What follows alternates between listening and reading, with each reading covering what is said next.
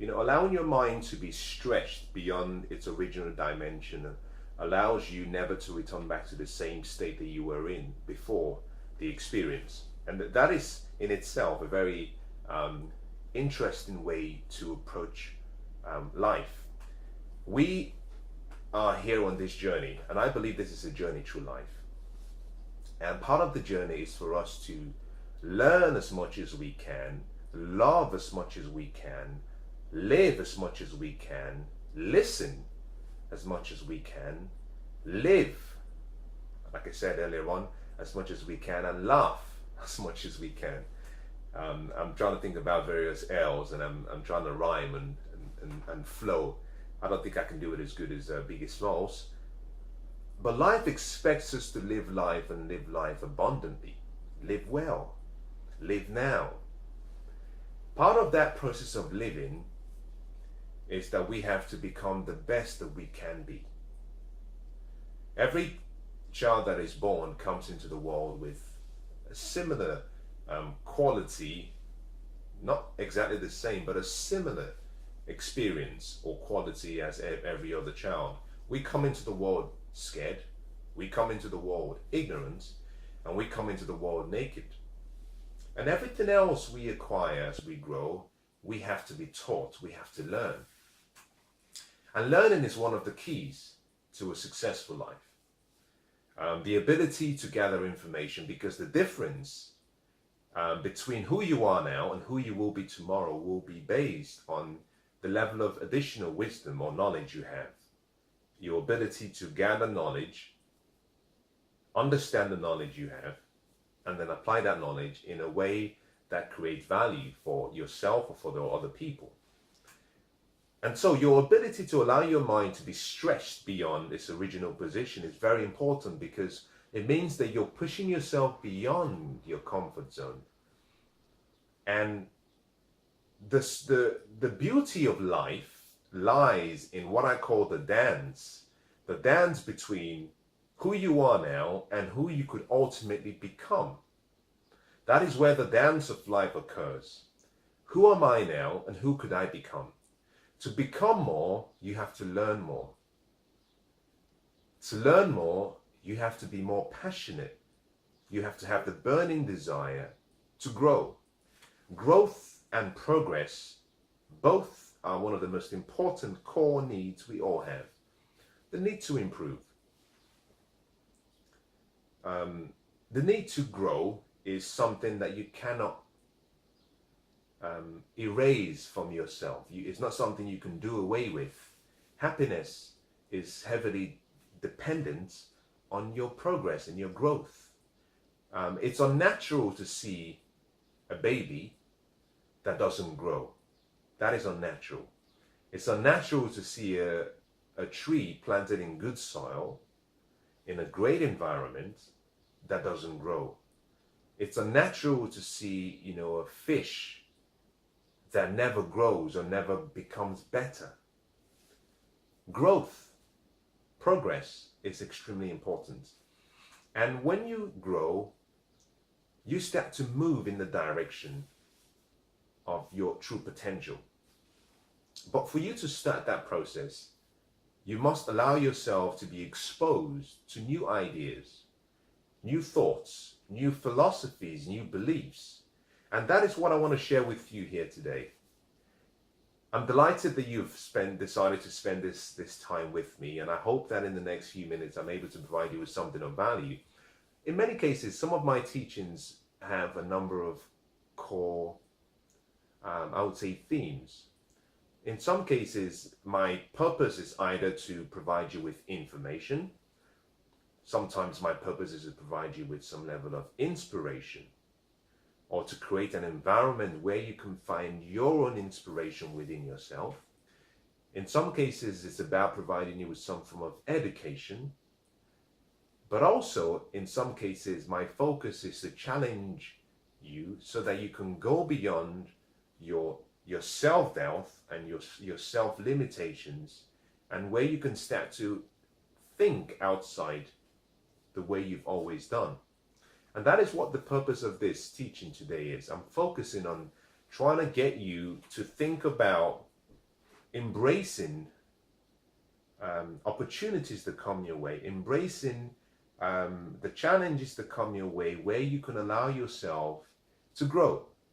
But to do that, you have to stretch your mind, you have to stretch your understanding, and that stretching process in some cases may not be very comfortable.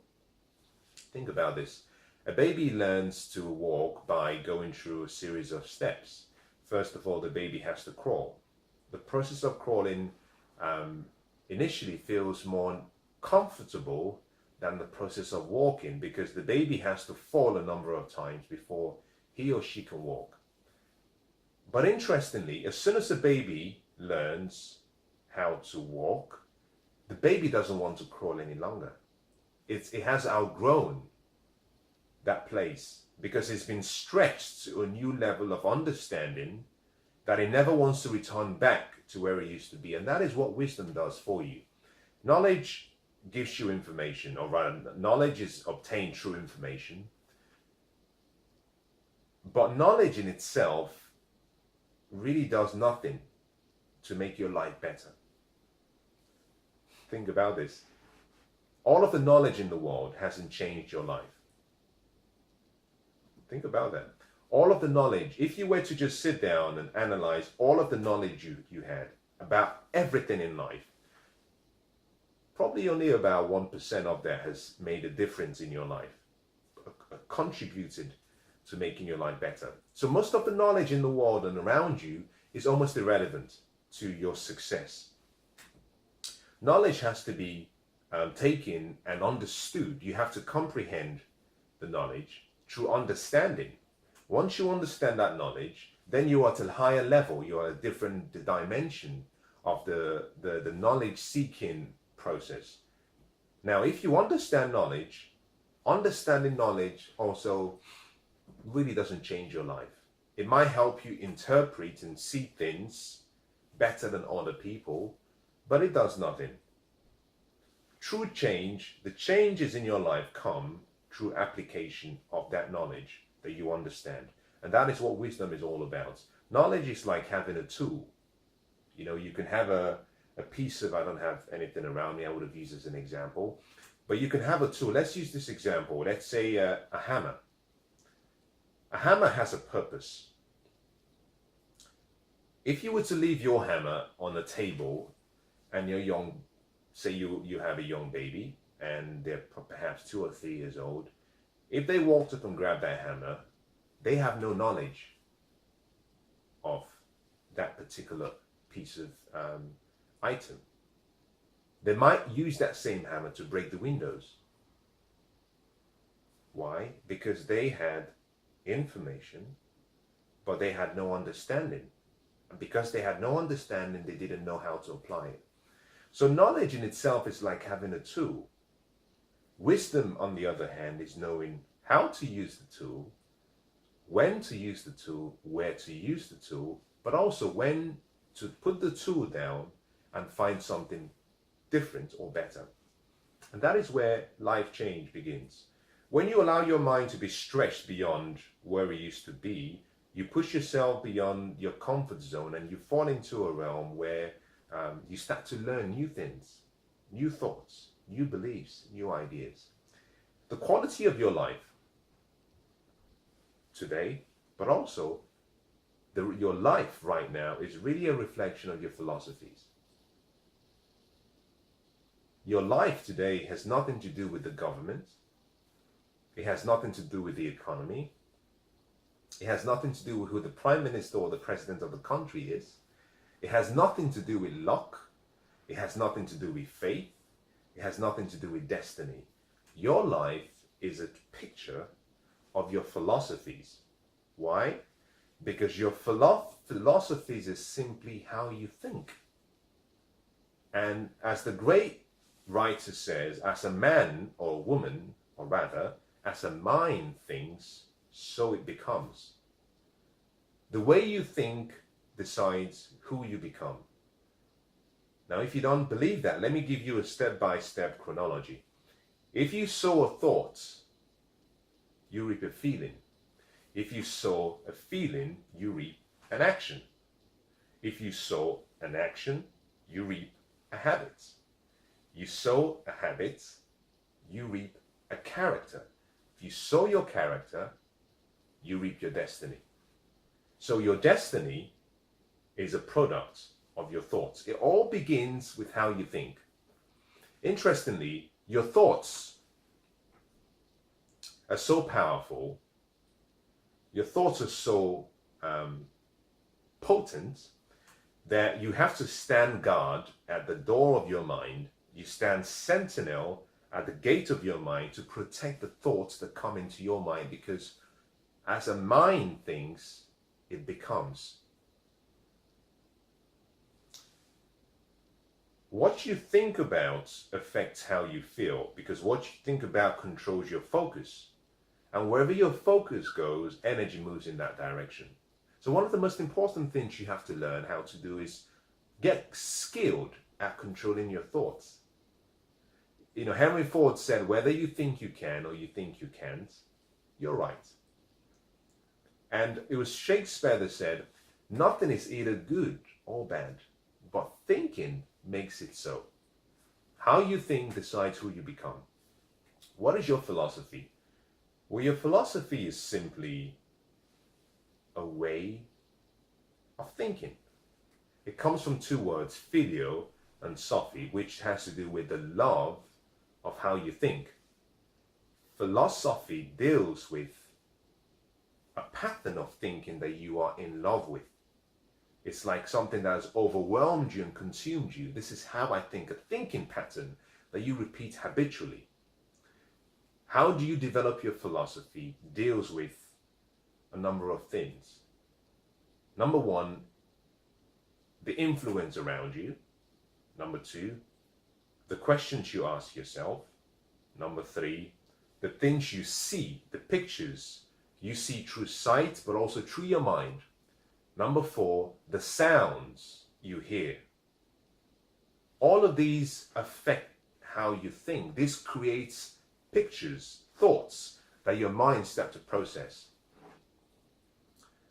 A lot of the philosophies you have are deeply based on what you have in your subconscious mind, which has to do with all of the thoughts that have passed through your mind or your memory, stored over the course of your life.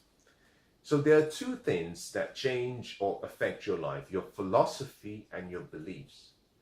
Both of them have a common denominator, which is your thoughts.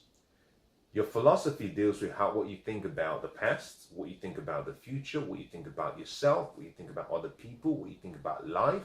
It deals with how you think, how you process information. It's like a factory where your thoughts are processed. And you can change your philosophies very easily. But to change your philosophies, you must start almost substituting one form of thought pattern with another one. Now, your beliefs, on the other hand, are different from your philosophies. Beliefs are simply habitualized thoughts. Thoughts that you've maybe replayed so often, but interestingly, unlike your philosophy, which is a pattern of thinking, a process of thinking, your beliefs deal with particular thoughts that you've replayed so often that you now have given it some level of permanence as being true. Your beliefs, this is beliefs with an F, I-E-F, is different to your philosophy. Your beliefs are your thoughts, which you believe, I-E-V-E. Where you've said, I've heard this for so long and I think it's true. When you assign a level of truth to a belief, or to a thought rather, it becomes a belief. So your life is simply a reflection of the beliefs you have and the philosophy you have, because that helps you process information, that helps you deal with the events in life. You see, nothing in life has any meaning. Nothing has any meaning except the meaning you associate to it or you give it. There is no power in events except that which you give it.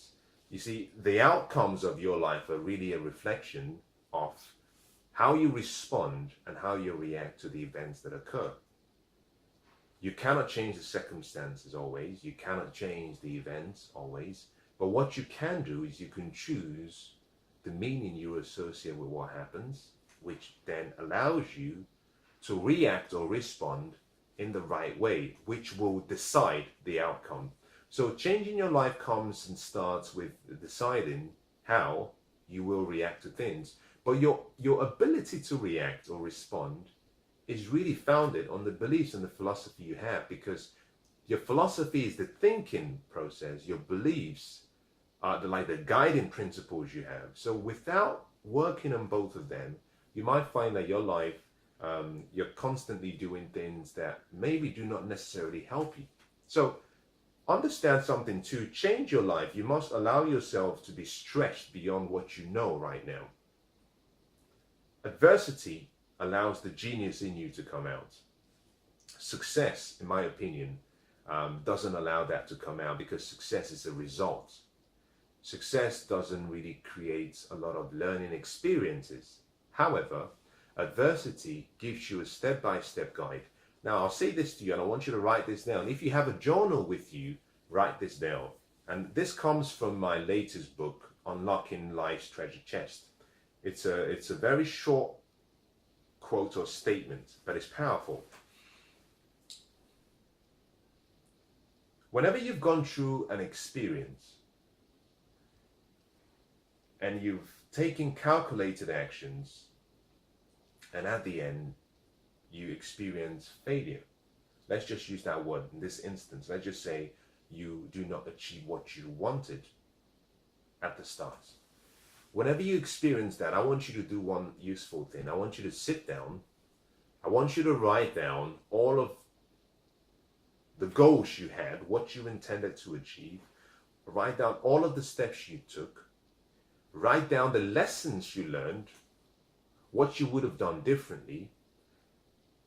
That might even mean you speaking to a few people to get their opinions. Now, this is all after you've failed. But you can go back and say, well, if I wanted to have made this, for this to have been successful, what could I have done? Write it down. Now, when you've written all of that down, reverse it. If you reverse what you've just written down, that is a success equation. Because success is simply your failed experiences with the feedback and the lessons learned in reverse. Life is so easy. Part of the reason a lot of us do not achieve and do not grow is because we do not stop and review what happened. We don't take account or make an account of why things went wrong. So life just allows us to keep taking the test all over again because we're not learning. Life is just like a voice crying out on the street saying, go back and look through the steps you took. Find out why you failed. Find out what went wrong, because hidden in your adversity, hidden in your setback, hidden in that challenge is the answer to your success. And those who achieve success much quicker than anyone else are the ones who have discovered this really true, beautiful life lesson. Until you commit yourself to constant and continuous, never-ending improvement, you may never become the best that you can be. The feedback process and the opportunities hidden in every setback is where your greatness begins to develop. So I would suggest, and I'll recommend to you, make it a habit of yourself to step, taking stock and allow yourself to be stretched beyond where you find yourself. Be open to ideas, be open to opinions, be open to suggestions. I don't say accept all of it, but be open to it, because the more you're open to some great knowledge and great wisdom, the more your life starts to change. There are two ways of learning. You can learn from your experiences alone, which is the slowest way of learning, or you can learn by leveraging time through the learning via other people's experiences, people who have succeeded, but also people who have failed. You know, in a book, you can pick up a book and in a 4-hour time frame, you may have finished the book. That book may have captured a successful person's experiences that they had to learn over a 30-year period. So you can learn from other people's experiences and combine it with your own experiences. And that, I believe, is the best way to learn. So allow yourself to be expanded and be exposed to new opportunities, new ideas, new inventions, new circumstances. And you can see that the more you do this, the more you will start to become who you were born to be.